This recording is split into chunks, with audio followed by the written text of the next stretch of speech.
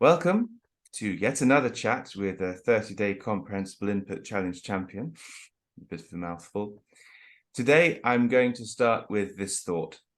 There is such a thing as the noticing hypothesis. According to Wikipedia, the noticing hypothesis is a theory within second language acquisition that a learner cannot continue advancing their language abilities or grasp linguistic features unless they consciously notice the input.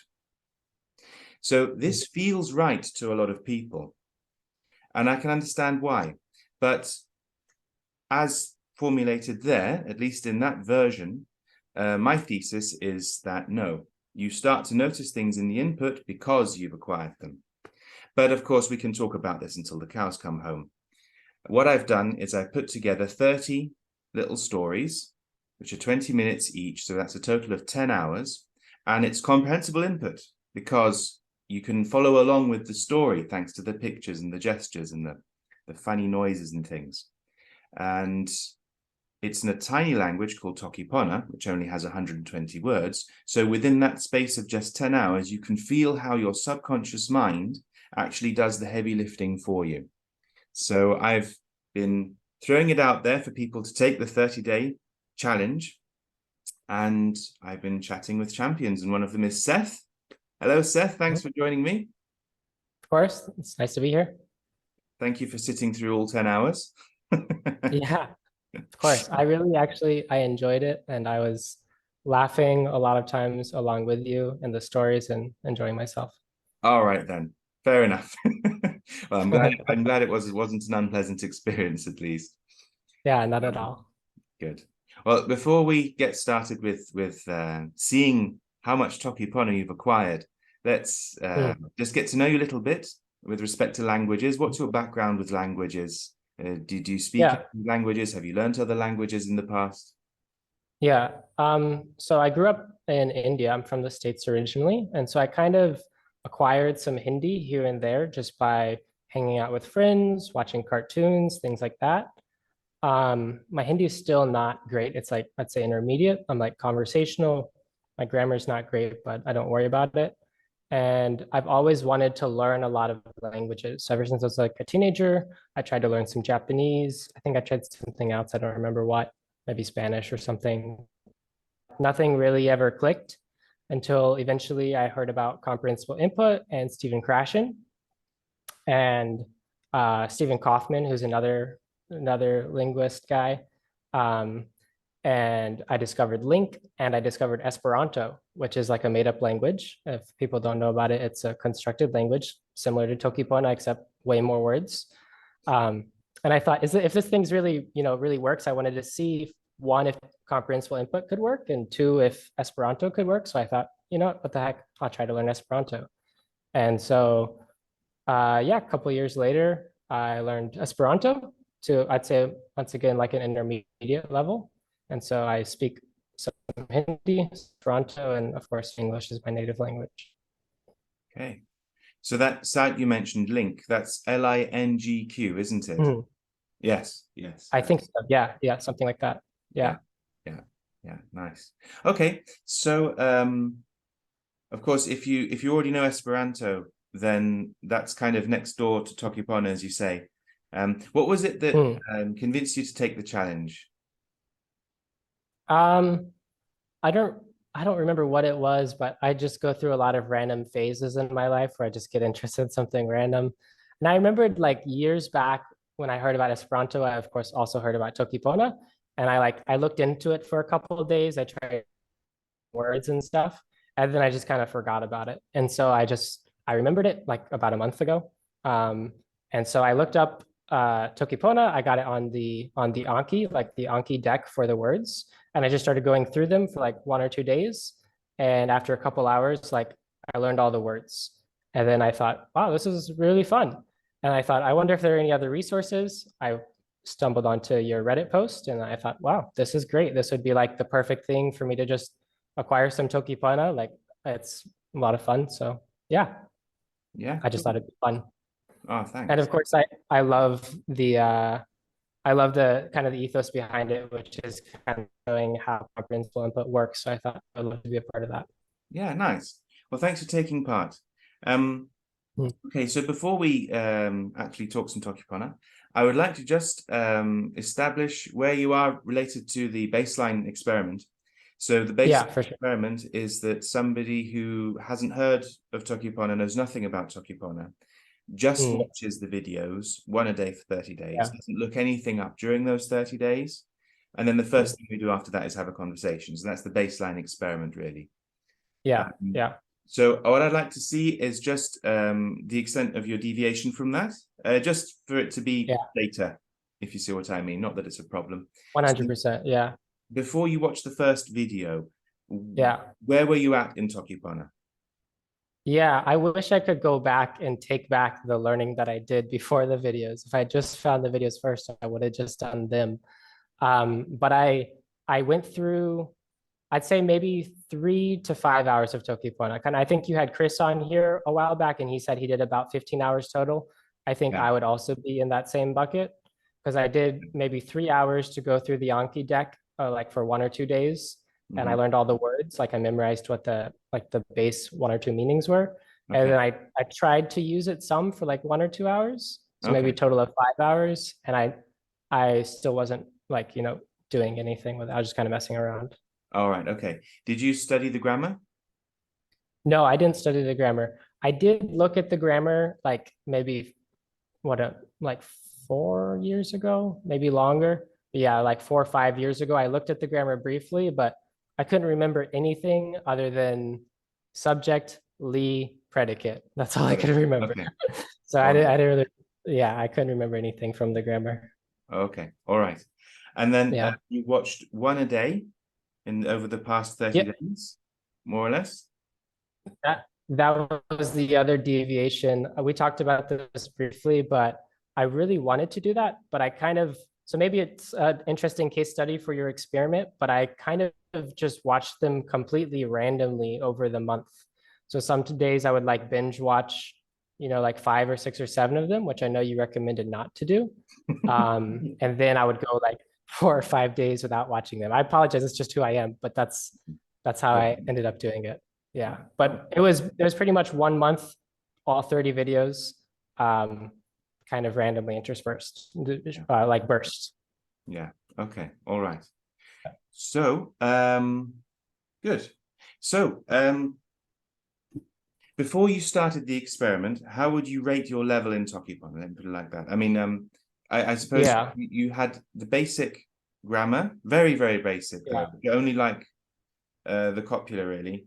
And then yeah, you maybe had some vocabulary that you had tried to play around with a bit, but that was really right. kind of pegged to English words, right? It's like you Yeah, it was, memorize yeah, this word means that in English.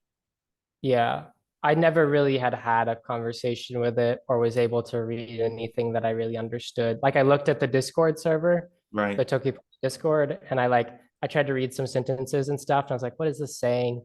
So I didn't really have much of a grasp of it. I'd still say I was pretty much maybe slightly above an absolute beginner. All right, gotcha. All right. So let's give Yeah. it a go then. Sina Kentucky. Awesome. Lon, Pona, mi ken toki taso mi ken toki kepeken toki pona lili. Yala. Na one la mi wile toki tawasina pi mi lili. Mm-hmm. None. Uh, mi tempo pini la tempo pini lili la mi toki tawasina mi ken toki apanto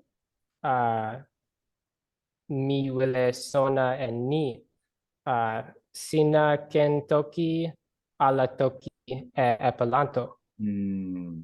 Mi sono alla e Toki e Pelanto. Um, Ah, po, Toki e Pelanto li ike ala tawami. Taso, ah, mi sono alla e ni. Mi kepeken Toki e Pelanto tawaseme. Toki e Pelanto tawas. li ilo tawaseme tawami. Nili io suli Ah, tawami. Mi lukine Toki Pona la mi sona eni.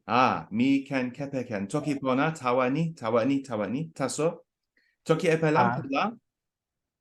Mi kepeken ala. Saman. Sina sona sona no seme. Mi mi toki insa mi ni Mm. sona lili. Mi sona mi pilin ni mi sona. Mm. Sina sina pilin ni pi toki epelanto li pona ala pona. Toki epelanto li ike ala tawami. Ike ala tawa sina. Taso mi kepeken ala toki epelanto. Mi kama sona toki epelanto la. Mi toki Pona. saeni. Pona. Taso mi kepeken toki epelanto tawa seme. Taso toki pona la. Mi pilin ala eni. Toki pona. Li hilo pona. Tawa io. Mute. Toki pona li ilo suli tawa sina. Lon. Ah, pona. Sina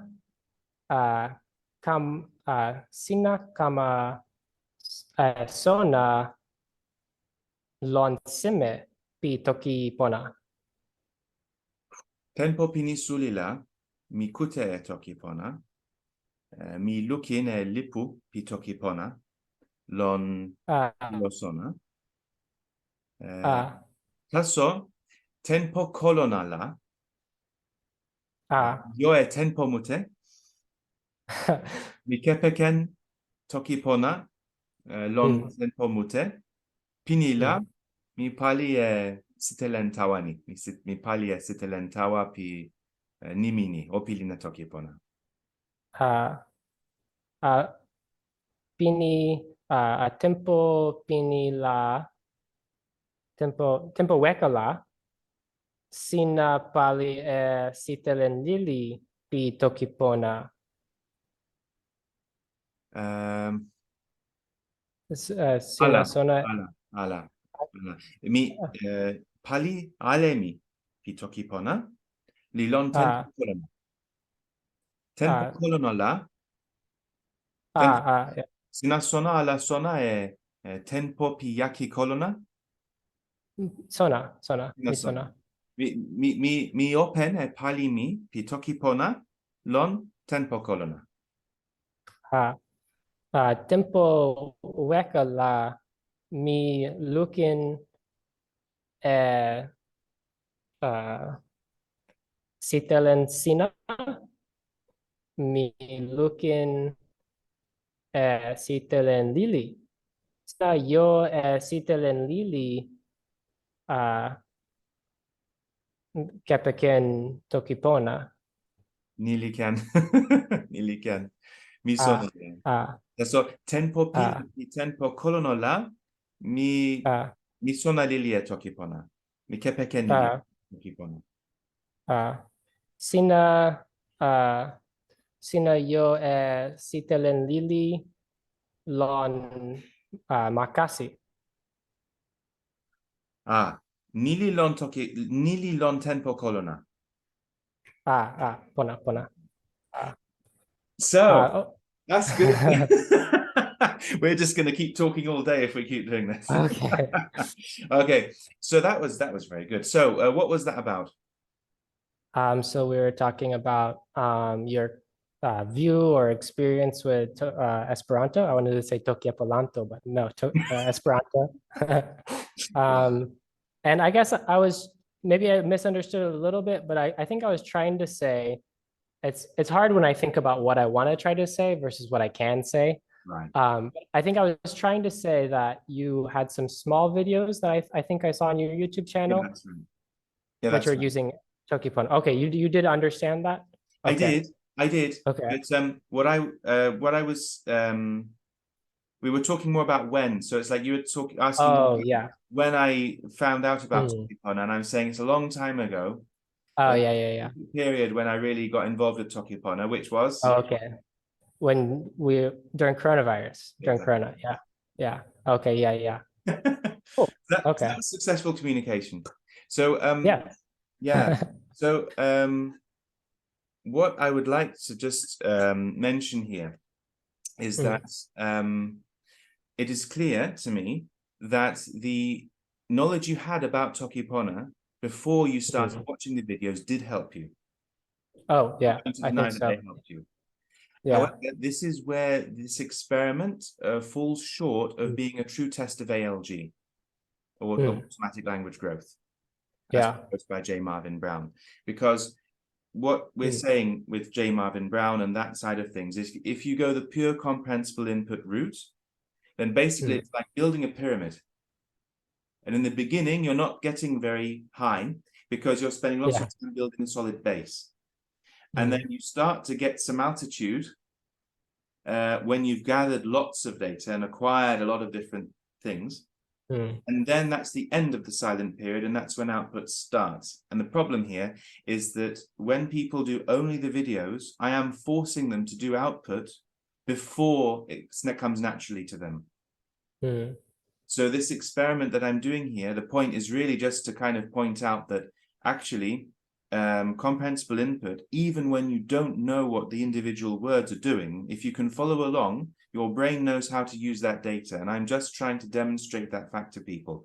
So yeah, I mean, some people might watch this and think, oh, well, ALG is inefficient. It's like, well, actually, no, if you were to extend this experiment, ALG is actually more efficient than right. context. Yeah. But this is such a limited experiment that, of course, it's like, well, if you're building a high rise, you can be Right. pouring the concrete on the 10th floor before we've laid the base of the pyramid, and it looks like it's faster, if you see what I mean.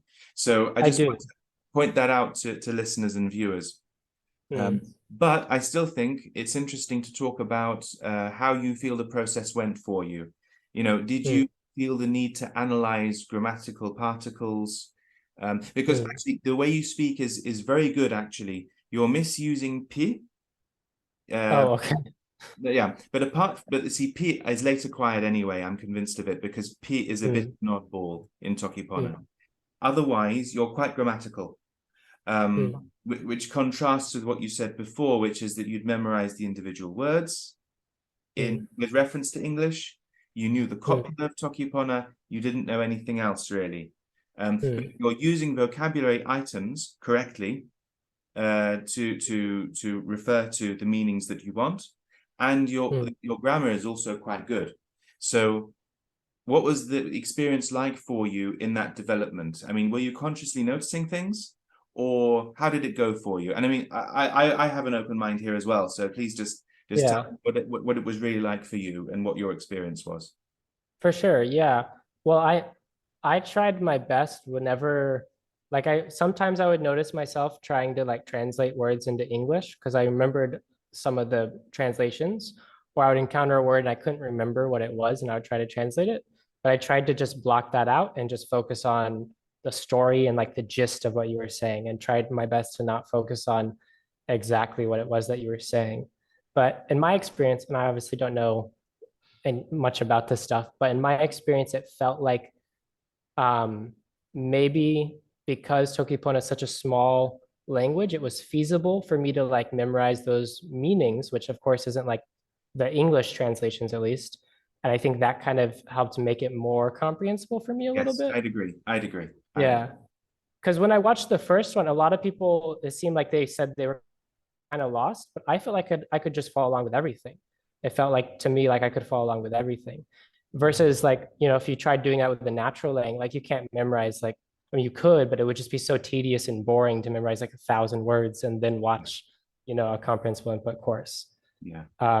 Yeah. But for Toki Pona, I felt like, oh, go ahead, yeah. Sorry, just a little sidebar here. The two things I want to mention. Number one, what you're talking about is what the Refold people do. So there's a site, refold.la, and they recommend this kind of approach, which is to Anki deck, make an Anki deck of basic vocabulary items, memorize those, and that will make it a bit more comprehensible. And that does make a lot of sense, actually. However, it does kind of prejudice you in a certain way. Which can be very dangerous with non-European languages. You can actually set yourself back with incorrect assumptions, I think. Yeah, I Overly wouldn't. rigid ideas about what words are supposed to mean or how they're supposed to Yeah, function, if you see what I mean. I I noticed that happening too sometimes because I mean, each word, especially in Toki Pona, is highly contextual. So Yeah. sometimes I would hear you use it and I would be thrown off because of my preconceived bias of what I thought the word's supposed to mean. And so, like, normally I would never use this approach where I use Anki. I would just use pure comprehensible input. Yeah. But I didn't know that this comprehensible input course existed prior to the Anki. I thought that was like, I was like, oh, this is probably my best resource. I'll Yeah. just start with this. Yeah. But yeah. And as for the grammar, for example, like Hmm. and or Hmm. and the prepositions, did you do any conscious analysis of those at all? I mean, were you kind of keeping track of them? Like, did you say, so I wonder what air is doing? Did you have that? I I I think because I like constructed languages and I like grammar, I was able to say like, okay, as doing like the direct object or not Right. the Yeah. that thing, but I never like I wasn't trying to use that to help me understand what you were saying, if that makes sense. Right. Like if I took a moment to analyze it, which sometimes like I just kind of subconsciously did when I was like thinking about Toki Pona and like what it is as a language for fun. But as far as just understanding the videos, I never did. Does that make sense? Yeah. It makes sense. Makes a lot of Yeah. sense. Yeah. Okay. I mean, what you were saying about the first video being Hmm. fine for you, but not so much for others. If Hmm. I could do it all again, what Hmm. I would do is I would do shorter videos, like maybe Hmm. 5-10 minute videos, and make it very, very visual stories. So, Hmm. like the other day, I used Chat GPT of all things to try and come up with Oh yeah. story ideas for something. Yeah. And it was things like Right. getting dressed to go outside, for example. If you have a story where you've got like Hmm. a kid and he's wearing a t-shirt and shorts and he wants to go outside and he opens the door and it's cold outside. So he goes Right. some proper clothes on and goes outside and has a nice walk. That kind of Hmm. story you can make very comprehensible very easily because it's all visual and it's very basic and so on. I think Yeah. if I could do it all again, I would make maybe the first 10 stories, something like that, just to make sure it's Hmm. comprehensible. But still, I hope it's everybody's going to take something different away from this, but it's something real and Yeah. it's something honest, I think. Because Yeah.